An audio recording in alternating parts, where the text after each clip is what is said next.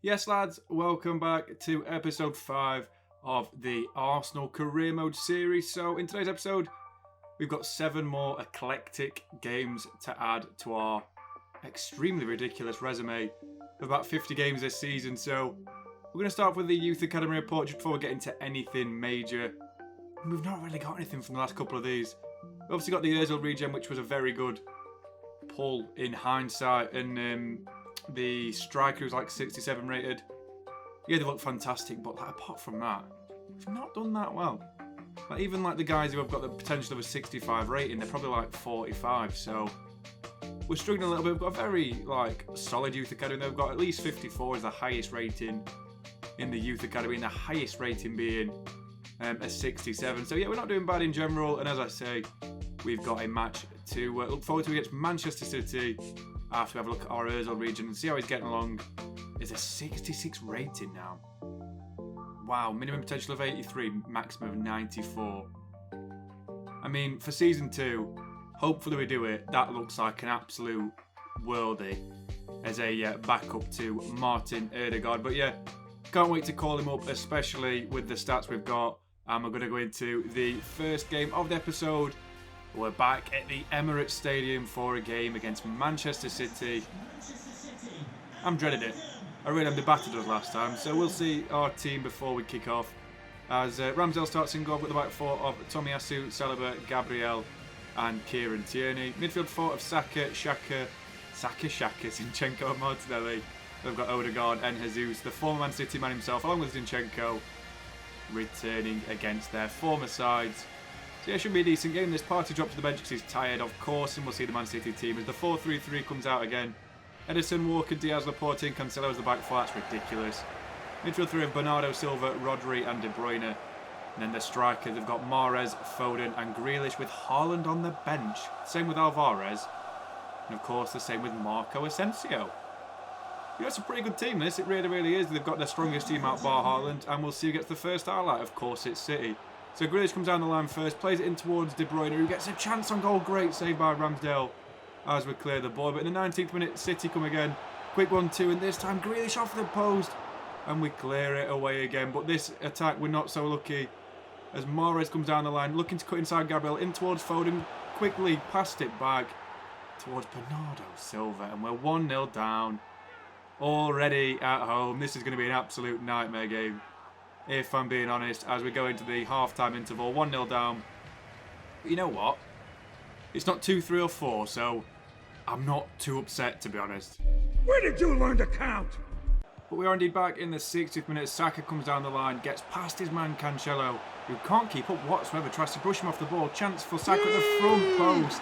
Then Bukayo Saka makes it 1-1. That's a great finish from our England international winger.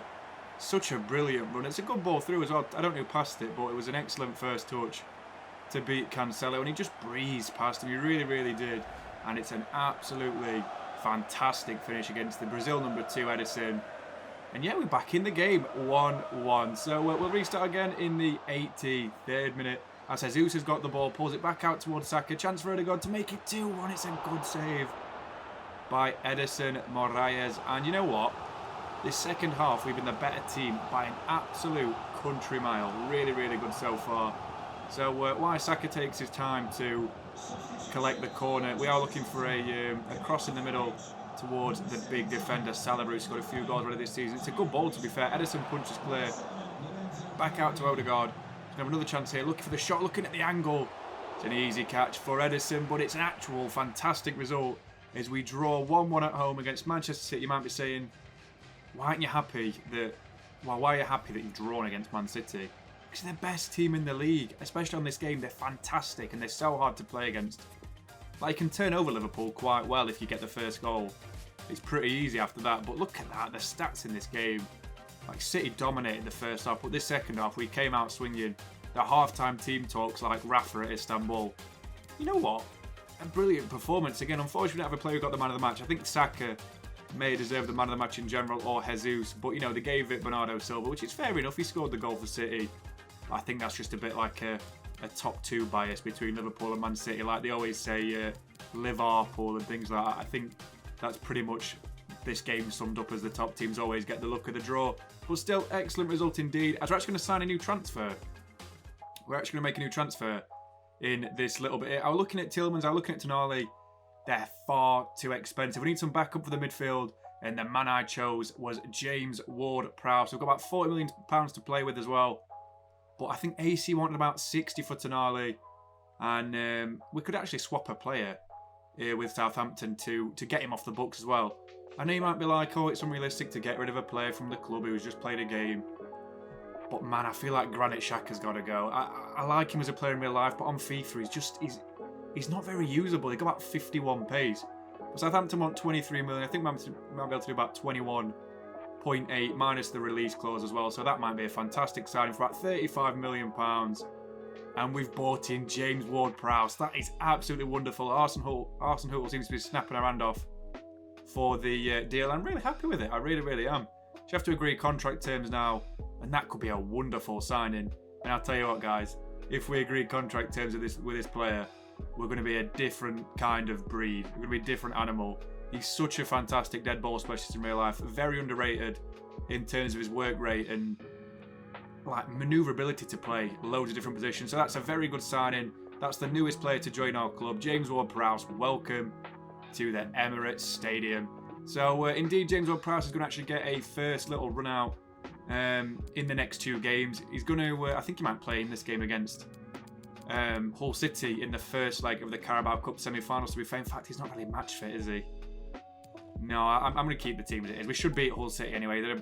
I think they're about 17th in the Championship. In fact, I don't even know if we relegated them. I can't remember. But we do indeed get a 2-0 victory.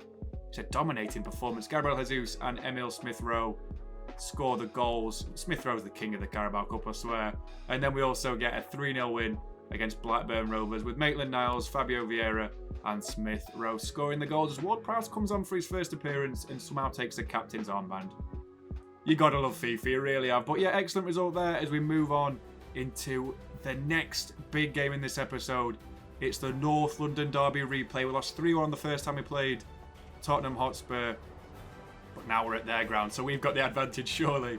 Surely that's how it works, since we were so poor at the Emirates Stadium. We always turn up for a North London derby. We really, really do. Such a difficult opponent to play against. You see the Lloris tifo as well in all its glory. Lloris Mr. Average nowadays. So yeah, hopefully have a poor game against us, and we'll indeed see our team before we start. Ramsdale starts in goal. We've got Tomiyasu, Saliba, Gabreil and Tierney as the preferred back four. We've got Saka, Partey, Ward-Prowse, Martinelli and Odegaard as the midfield 5 with Jesus as the man leading the line. And it's Ward-Prowse's Premier League debut for Arsenal after his £35 million switch from Southampton. This is going to be an absolutely ridiculous game of football. Let's hope we win it, boys. There we see Harry Kane. Look at him. Idiot. So we'll start with the first half of the game inside the 4th minute. Martinelli cuts inside his man, looking for the finesse shot. It's a great block and cleared away. Not as far as Ward-Prowse, who hits one from distance, and Ward-Prowse gets a goal on his Premier League debut for the Gunners, and we're 1-0 up inside the first 5 minutes. That's an absolutely exceptional finish by James Ward-Prowse, and how the hell has he scored that? He just picked it up and thumped it. That's why the shotgun sound effect we're in. What a great goal, and that's unfortunately what we get for the first half. It's a pretty tame first half, but you know, we're still winning, and that's all that matters. We've got a nice little surprise for this next start of the half. Mella, lovely cushion header, but Gerrard! You beauty! James Ward-Prowse has made it 2-0 and he's scored 2 absolute worldies, endearing himself with the Arsenal supporters already. I mean, that's goal of the season. It really, really is. He's such a good signing already. He scored 2 massive goals to put us 2-0 ahead in the North London derby, and then one final attack as Partey's coming down the line in towards Jesus, and it's a great save by Lloris to keep Tottenham in the game. It's the final 2 minutes now. The game is dead and buried. We should have really made it 3 there, as this time Saliba gets up with the header again. It's cleared away by Spurs at the last minute. Fabio Viera in towards his man. It's cleared away by Spurs. Come on, the final whistle, please. Oh, it's gone, and we've beat Tottenham 2-0. We've kept a clean sheet. All that's left to do is shake hands with Conte. Well played, mate. You son of a bitch. Okay, Conte's not too happy with that. I don't know what he's on about, but yeah, brilliant result. He's really happy about that, and he's very, very weird. I couldn't find any clips for him. so I couldn't put anything over. But, you know, it is what it is. We've still won the game by 2-0 against Tottenham Hotspur. And you know what? I'm thrilled. James Ward-Prowse with an absolute ridiculous, fantastically good rating and performance. I mean, he's probably got, like, the 2 goals of the season right there. So I'm thrilled, yeah. He's worth 35 million every penny so far. Very, very good signing indeed. And you know what? Beating Spurs is hard enough as it is, and to do it so emphatically, I'm buzzed. I really, really am. So, I mean, after we've won that game, we are going to do the press conference because it just makes sense. It really, really does. And beating, as I say, beating someone like Spurs, we don't do it very often, especially in real life, don't forget. So the headlines today are about Ward-Prowse. Of course they are. The man just had the best performance in his entire career. Like, I know he scored 2 goals in games before, but not in games of this magnitude, because Southampton's biggest rival is Bournemouth or, you know, Portsmouth. But yeah, by the way, in one of the rebuilds at Bournemouth, I may have said they're based in London. I had a bit of a stroke while saying it, so I actually know they're on the coast and their rivals are Southampton. I'm not an idiot. I'm just bad at geography. But either way, now I've cleared that up for the 5 people who have watched both videos. At least you know now I'm not an idiot. But yeah, it's still an excellent performance through and through. The boys deserve to win, and that moves us closer to Man United in 4th, and that's all that matters. So we are going to move on to the next game of the episode. We're still in London. We're back at the home ground though of the Emirates Stadium, but this time we've got a very difficult opponent in Nottingham Forest, the team with 1,000 new signings. So Ramsdale starts in goal with the back 4 of Tomiyasu, Saliba, Gabreil and Tierney. Midfield 4 as always, Saka on the right, Smith Rowe on the left, and then Zinchenko and Ward-Prowse in the middle, with Odegaard in behind Eddie and Ketcher, with Jesus having to be rested because he's too tired, bless him. Very, very difficult for him. But we do get the first highlight in the game in the 16th minute as Emmanuel Dennis finds the man Castellanos. It's off the post and we get away with one there. Forest come again though in the 40th minute. Zinchenko plays it to Castellanos again, and it's a great save by the goalkeeper as it's 0-0 at half time. Very, very lucky. We're really, really lucky to be in that game still at that point. So we'll indeed restart in the 64th minute as Smith Rowe's coming down the line, looking for the cross in the middle for his man. Gets for the shot instead of the front post. It's a great save by Dean Henderson, the Nottingham Forest #1. He's had a few caps for England, I believe. Dean Henderson, fantastic goalkeeper in real life, and that is a tremendous save. We still get the corner. We're looking in the middle for big man Saliba, who gets up well. It's well cleared away by Forest. We've still got the ball though as they play it straight back out to Sambila Congo. It's headed back to Smith Rowe. We're looking inside for the pass towards Odegaard. Can he shoot from distance? He hits one. It's an easy save for Henderson, and that attack is over. In the 77th minute, we do get a goal ourselves. Tierney and Congo play a quick 1-2.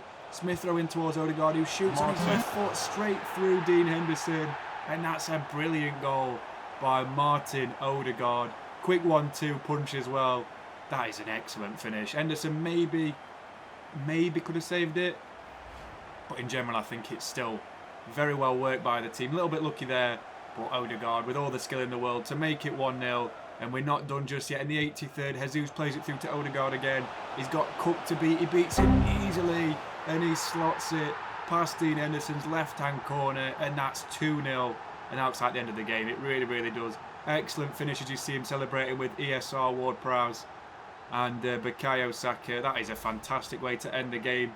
We rode a look in the first half, of course. Castellanos could have had a double, but still, the second half, we've really turned up and we've beat Nottingham Forest with 2 goals in 5 minutes from our captain, skipper, leader, legend, Martin Odegaard. He's had a fantastic season so far. My player of the season.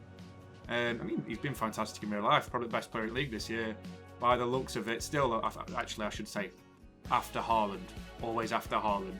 But yeah, you see the stats. It looks like it's a deserved win as well. We got outpassed. We got outplayed for some parts of the game. But as we know, possession and passing is not everything. And Odegaard with a man of the match 10 rating. Absolutely ridiculous. I mean, Gabreil got an 8.5. Good for you, Gabreil. You've been really good this season. Probably better than Saliba, but Saliba's scored more goals, so he'll always get the higher ratings and probably the higher average at the end of the season. But ESR had a good game as well, with an 8.1 and an assist. Ezeu's got an assist as well, but he only came off the bench. And that's an excellent result as we go into 2 simulated games now. So the first one we've got is Leicester City in the 4th round of the FA Cup. I'm not bothered about the FA Cup, I'm bothered about the League Cup. As far as we stand, I can't see us winning the FA Cup. It's such a hard round 4 draw. And we're going to use the backup team, of course, because I'm not too fussed. In the nicest way possible, I'm really not fussed. So, yeah, indeed, we'll just make a couple of changes to the team. Put Tierney in at left-back since we don't currently have a backup left-back. That would be something I probably should have bought in this window. Pino's out injured for 4 months. Neto's out injured for 2 months. So, Romero gets another run out in this cup. So, we sim the game. Can we beat Leicester City? No, it's a 2-2. No, that's not bad. They only had 2 chances. They scored 2. We had 3. We scored 2. That's not too bad. I mean, of course, Daka scored. He's quick. But you know what? I'm not too upset with that. I've got another sim to come next as well, though. Another! And in that sim, we beat Hull City 2-1 at home with Maitland-Niles, Lewis Porter, who now plays for Brentford, I believe, and Nketiah getting the goals in the game. So we're in 4 in aggregate, and we're into the final of the Carabao Cup, which is very lovely for the first season because we have a chance to win a trophy as long as we don't get a difficult side. And I can't remember who the other legs are. I'm hoping it's not Chelsea or Man City. So if it's Liverpool, I know I can beat them. Please don't be anyone like Chelsea or City. Please don't be anyone like Chelsea or City. What?